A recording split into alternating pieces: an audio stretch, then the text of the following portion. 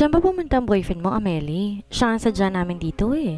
Nakakunot ang noong tanong ni Nathan sa kanya habang kumakain sila sa restaurant kasama ng mga kaibigan ni Jason. Di pa niya gaano naiintindihan kung anong trabaho ni Nathan pero sa pagkarinig niya kanina may-ari to na isang agency. At tabang ang first impression niya kanina dito na stricto tong tao. Napansin ni Anna na kahit pa kaibigan ni Jason mas formal makipag-usap kay Nathan kaysa sa fiancé niya na niloloko-loko ng mga to. Siguro dahil ito ang panganib sa triplets? Bakit? Interesadong tanong din ng dalaga na may halong kaba. May problema ba, Nathan? Dagdag pa niya sa tonong feeling close. Pero mula kanina, limitado lang bawat salita niya para di na rin siya magkamali at mabistong sekreto niya. Tumawag kasi ang sekretary niyang si Scarlett. Ilang araw na raw na hindi pumapasok sa office niya. Kaya inutusan kami ni nanay at tatay para puntahan ang bahay niya sa Taguig. Paliwanag na ni Nathan. Pero nandito nga raw kayo, sabi ni Namang Dario. Tumiim ang mga labi ni Anna. Oo nga, ilang araw nang di pumapasok sa trabaho nito sa Jason, simula nang dumating siya. Nag-aalala tuloy siya na baka maitanong din ni Nathan kung ano bang ginagawa nila ng fiancé niya sa Ride and Fall. May alam din kaya ang pamilya ni Jason tungkol sa kasalanan ni Amelie tulad ni na Axel at ng mga kaibigan nito? Baka naman gusto lang magpahinga, sagot ni Nathan. O baka nabore lang sa office niya kaya't nag-anuway dito sa club. Nathan shrugged his shoulder bago pa ito tumingin sa kanya. May problema ba kayong dalawa? Di kasing basta-basta uma-absent kung di ikaw ang dahilan eh. Mahal niya ang trabaho as CEO pero mas mahal ka nun. Walang halong panunumbat ang tono nito pero daig pa nitong isang tatay ko maka-interrogate na parang pag nagkamali ka ng sagot may palo ka sa puwet. Hayaan mo na sa Jason. Kung may problema sila ni Amelie for sure, kayang-kaya niya yung i-handle. Right, Amelie? Kinindatan siya na makahuluga ni Michael. Malaki na ang kapatid mong yon. Dapat tango-tango si Anna. Sa Sunday daw balik namin sa Taguig. May pasok kasi ulit ako sa Monday. Paliwanag niya. Tinitigan siya ni Nathan. Are you sure na okay lang kayo? Saglit siyang nag-alangan sumagot. Pinakiramdaman niya muna ang mga kaibigan ni Jason. Alam ng mga ito ang pinagdaraanan ng relasyon ng kapatid niya at ng binata. Baka nga lang magsalita ang isa man sa mga ito. Gayunman ay nararamdaman ni Anna na imposible na ilaglag siya ng mga ito. Kanina pa niya napapansin na pinagtatakpan siya ng mga ito, silang dalawa ni Jason. At bakit naman hindi sila magiging okay? As you can see, blooming na blooming si Amelie. Sabat din na Chef Aa. Kumunot ang noo ni Nathan nang balingan nito ang chef. Bakit ba panay ang sabat ninyo? Tiningnan din ito sina Michael at Nathaniel. I am not even asking you. Si Amelie gusto kong makausap at si Jason.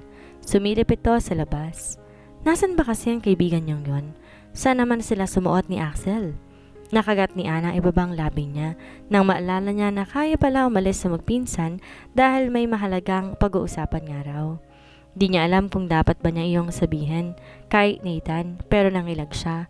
Mukhang mas masungit pa to kay Jason nung una silang nakita. Baka pati siya pagalitan din ito.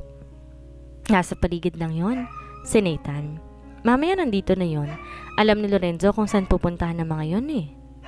Di nila kasama si Lorenzo ng sandaling iyon dahil inutusan to ni Nathan na hanapan nga sina Jason at Axel. Isa pa yon, kanina pang inutusan pero di pa rin bumabalik. Lalong nayamot ang mukha ni Nathan. Kailangan ko pa namang makaalis agad at may importanteng lakad ako. At di ako makakalis hanggat di ko nakakausap sa Jason. Malakas kasi talaga ang kutob ko na may nangyaring di maganda. I can feel it. Di nakaligtas sa paningin ni Anna ang makahulugang tinginan ni Nathaniel, Michael at Chef Aa. Nang tumingin siya sa mga to, kinindatan lamang siya na parabang sinasabing wag niyang intindihan si Nathan dahil ganun talaga ito. Don't worry, ayos lang talaga kami ni Jason. Di nakatiis na wika ng dalaga kay Nathan. In fact, we're getting married next month. Really? Nagulat si Nathan. Kala ko ba, di ka pa pwedeng magpakasal sa kanya kasi gusto mo munang tapusin ang pag-aaral mo at may mapatarayan ka muna sa sarili mo. Don't tell me pinilit ka na naman ng parents mo. Napansin ni Anna ang mga kaibigan ni Jason. Parang di mapakali ang mga to habang nakatingin sa kanya. Na para may nasabi siyang hindi dapat? Mabutit biglang bubungad sa pinto ng restaurant si Lorenzo kaya't naputol ang pag-i-interrogate ni Nathan. Napatingin si Anna sa bagong dating na si Lorenzo. She did not expect him to be that gorgeous. Di naman sa balimbing siya pero kung tititigang mabuti, di hamak na mas malakas ang dating nito kumpara kina Nathan at Jason. Kahit pare-pareho naman na gwapo ang mga ito. Sa kanilang tatlo, ito ang pinakasimple at pinakakalog. Kaya siguro si Lorenzo ang angat sa paningin niya dahil palangiti itong tao. Masayahin at para nakaka-good vibes kasama. Ibig bang sabihin si Lorenzo na ang gusto mo at hindi si Jason? Di Mabilis din sagot ng isipan ni Ana. Si Jason pa rin syempre ang gusto ko at wala nang iba pa. Pero si Lorenzo walang sabit. Di tulad ni Jason na mahal ka lang dahil akala niya ikaw si Amelie. Kontra naman ang other self niya. Dito na pala ang kakulto nyo, sabi ni Nathan kina Michael, Nathaniel at Chef Aa. O ano, nakita mo ba ang dalawa? Agad na tanong ni Nathan kay Lorenzo habang papalapit pa lang ito sa table nila. Bakit di mo kasama sa Jason? Lumuwas sila ng Maynila. May emergency daw sa office ni Jason kaya di na nagpaalam. Napakamot si Lorenzo sa ulo nito. Di ko na napigilan at mukhang urgent ang tinawag ng sekretary niyang si Scarlett. Yun na nga ang sinasabi ko Iiling-iling si Nathan. Ilang araw niyang pinabayaan ng kumpanya kung kailan malapit ng i-launch ang bagong product nila. Sina Tatay David at Tito Levi na naman na may stress nito kapag nagkaroon ng problema sa MPM. Ang family company ng mga Mondragon kung saan CEO si Jason ang tinutukoy nito. Sa pagkakaalam ni Ana, ang ama ni Axel ang huling naging CEO ng kumpanyang iyon. Pero dahil car racing ang pinili ni Axel, kay Jason na ipinamana. Pero babalik din naman daw sila agad. Hintayin mo na lang daw kung kaya ng sked mo. Nang tumingin sa kanya si Lorenzo at kinitian siya, pakiramdam niya nahulog ang puso niya. Napahawak tuloy siya sa dibdib niya. Bakit pa kasi magkamukha talaga ang dalawang to at iisang epekto sa sistema niya? Sorry daw kung hindi na rin siya nakapagpaalam sa kanya. Babalik din naman daw siya kaagad. At saka ikikiss ko na lang daw siya sa'yo? Biro pa nito. Lalo nagrigodon ang puso ng dalaga na hindi niya maintindihan. Dapat nga mainis siya sa pagiging presko nito pero hindi niya yun maramdaman. Ang mas nakakainis ay dahil tila slow motion na lumapit si Lorenzo sa kinaupuan niya. At nang tuluyan tong makalapit, tumayo na siya sa kanyang harapan. Wala siya ibang nagawa kundi ang magpakatanga dito. Kung di lang sa mga taong nakapaligid sa kanila at masigit na nakakakilala sa dalawa, iisipin niya talagang si Jason tong kaharap niya at hindi si Lorenzo. Nagpalit lang ng damit. Saan ko ba pwedeng i-deliver ang kiss na pinapahatid din sa'yo? Dagdag biro pa ni Lorenzo. Pero agad ding tumigil nang batukan to ni Nathan. Shut off, Lorenzo. Pero agad ding tumigil. Hindi ka nakakatawa. Galit pang saway dito ni Nathan. Biro lang, ikaw talaga. Masyado ko seryoso. Tatanda ka talagang binata niyan Tumawa lamang si Lorenzo pero hindi ang mga kaibigan ni Jason. Mukhang ilagma ang mga ito na biruin si Nathan at Lorenzo. Chuckled and he extended his hand to her. Dito mo lang tanggapin sa kamay ko ang kiss ni Jason. Baka kasi magtampo ka na umalis siyang hindi mo lang nagpapaalam sa'yo. Don't worry, bagong alcohol yan. Napangiti lang si Ana. Iba pa rin talaga ang kakulitan nitong si Lorenzo. No wonder kung ba't parang kaklose ito ang mga kaibigan ni Jason. Palabiro ka talaga. Natatawang sagot lamang ng dalaga pero di niya tinanggap ang kamay ni Lorenzo. Hindi niya to tiningnan. Nakafocus lamang siya sa mukha nitong Jason na Jason. Nang umupo si Lorenzo sa tabi niya ay para siyang nanigas sa kinauupuan. Bakit ganun? Kinikilig siya kay Jason pero mas kinikilig siya kay Lorenzo. Anong palabiro ka dyan? Sira ulo talaga yan. Si Nathan ang sumagot bago tumayo at niyaya siya. Let's go, Amelie. Mamamasyal na muna tayo habang nihintay natin ang pagbabalik ni na Jason. Iwasan mo makipag-usap sa mga yan at baka masiraan ka pa ng ulo. What if mag-camp na muna tayo at mag-horse riding na rin habang naghihintay? Kapag guway mukhahin ni Lorenzo bago pa man tumayo si Amelie para sumunod kay Nathan. Horse riding? Hindi ka pa ba nauumay? Tila nagrereklamo na baling dito ng kapatid. Araw-araw na puro kabayo ng kaharap mo sa Hacienda Ramona Pati ba naman dito sa Ride and Fall? Iba naman yun at iba rin dito. Gusto ko lang magpakitang gilas kay Amelie. Malay natin may kapatid pala siya at ireto ko dyan. Biro ulit sa kanya ni Lorenzo. At ewan kung bakit siya pinamulahan ng mukha. Paano nga ba siya magbablush kung kapatid naman talaga siya ni Amelie at papwede nitong ireto kay Lorenzo? Magugustuhan kaya siya nito kapag nagkaharap sila bilang si Annabelle? Si Lorenzo na lang kaya? Hiyaw pa ng isipan niya. No, kay Jason pa rin ako. Sagot naman ng puso niya. Nagdala ka na ng hilaw na liempo. Marami namang luto sa resto. Narinig ni Ana na reklamo ni Chef Aa kay Nathaniel nang makarating sila sa campsite. Don't tell me na pati dito paglulutuin mo pa ako. I'm tired na. To lang bruto. Kayang-kaya ko na. May pagmamalaki namang sagot ni Nathaniel. Hindi mo ba alam, nung nag-aaral pa ako sa Japan, nag-camp kami sa bundok? Ako nagluto lahat ng foods namin. Ah, talaga lang ha? Sa pagkakatanda ko, bumaba ka noon ng bundok at nag-hotel dahil natakot ka sa mga lamok. Pang-asar naman dito ni Lorenzo kaya't nagkatawanan kaming lahat. Fake news yun, kago. Tinanggal ni Nathaniel ang bonnet ni Lorenzo at saka inihampas dito. Noon naman natigilan si Ana nang makita niya ang buhok ni Lorenzo. Katulad ng buhok ni Jason, ang kulay, ang gupit, pati na rin ang iksi niyon. Pero agad ding nabawi nito ang bonnet nang mula sa kamay ni Nathaniel at saka sinuot ng muli. Di raw tuloy siya nagkaroon ng pagkakataon para pagmasdan ito ng matagal. Kung ganon ipakita mo sa amin na fake news yon. Pangulit dito ni Michael. Ihami mo yung liempo gamit ang mga uling. Yun lang ba? He chuckled bago umiling. A piece of cake. Saka ito nagmamayabang na naglagay ng 2 plastic ng uling sa ihawan at saka sinindihan. Sige na, mag-horse riding muna kayo. Ako naman ang bahala dito. Sisiguraduhin kong hindi kayo magugutom sa pagbabalik ninyo. Talaga lang ha? Ibig sabihin makapagpapahinga ako sa pagluluto ko today? Parang di makapaniwalang sabi ni Chef Aa. Of course, mapagsilbihan ko man lang kayo mga hayop kayo bago ako bumalik ng Japan. Lahat sila ay napatingin kay Nathaniel. Uuwi ka ng Japan? Sabay na bulalas ng mga kaibigan nito. Nagkibit balikat si Nathaniel. I need to be there bago sumapit ang merging. For preparation of course. Dahil kapag nagkataon na mauna pang dumating sa akin doon ang lola, ichika ko, palo pa naman ang aabutin ko. Anito sabay tawa. Napag-alaman ni Ana, CEO ng pinakamalaking motor company sa buong mundo, si Nathaniel. Nakabase daw sa Japan na nasabing bansa kaya doon na ito naninirahan. Sa bagay, doon na rin daw ito lumaki at nag-aral.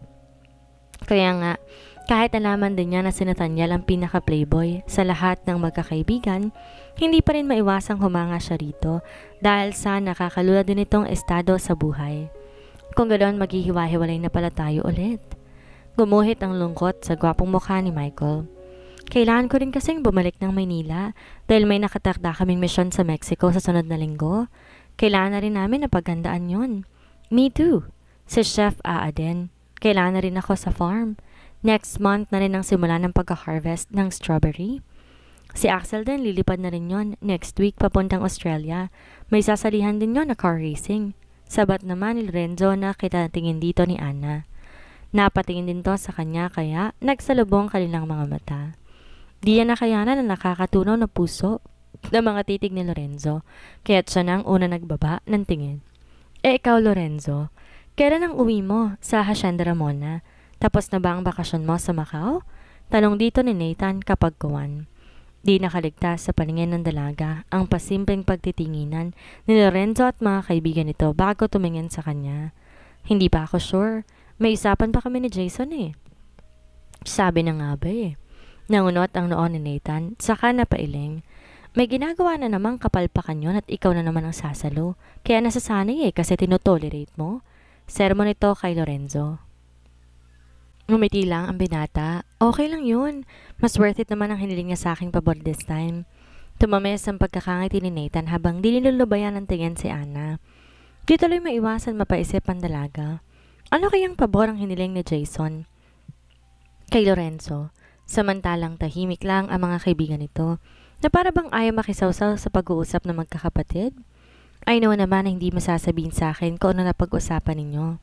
Nathan just shrugged his shoulders. Basta't wag ko lang talagang mababalitaan na nag-aaway kayong dalawa at nasistress sa inyo sa nanay at tatay. It won't happen. Lorenzo smiled at his brother and then to Anna. Lalo siyang nailang nang tumitig sa kanya si Lorenzo. Di niya alam kung dahil ba sa kamukhang kamukha to na Jason, kaya't nanonood din hanggang mga buto niya ang titig nito tulad ng sa fiancé niya. Ano, tara na? Kapag kway yakag ni Michael. Bonding muna tayo bago maghiwa-hiwalay pala. Magamit ko man lang si firecracker. Saka sinunod pa ng sariling kabayo.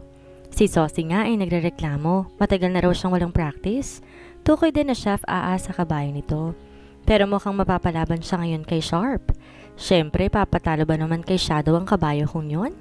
May pagmamalaking wika ni Lorenzo dahil ang kabayo pala nito ang tinutukoy ni Chef Aa na si Sharp. At kapatid daw naman itong sa Shadow ang nasa Hacienda Ramona.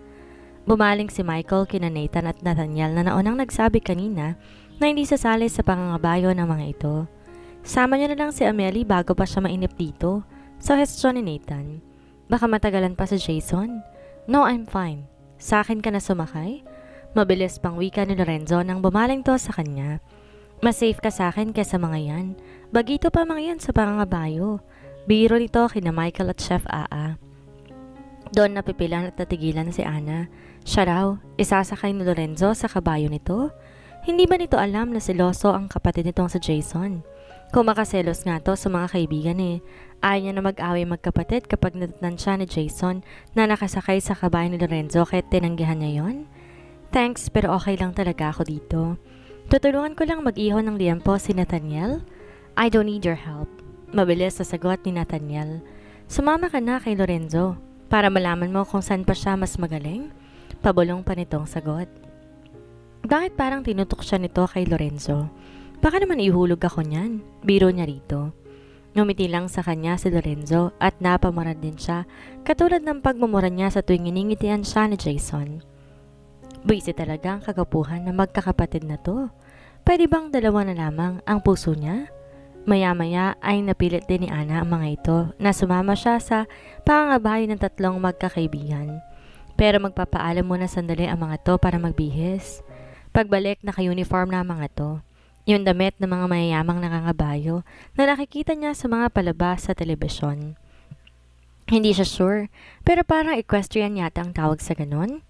Nakatingin lang ang dalaga sa gwapong mukha ni Lorenzo habang naglalakad to papalapit sa kanya.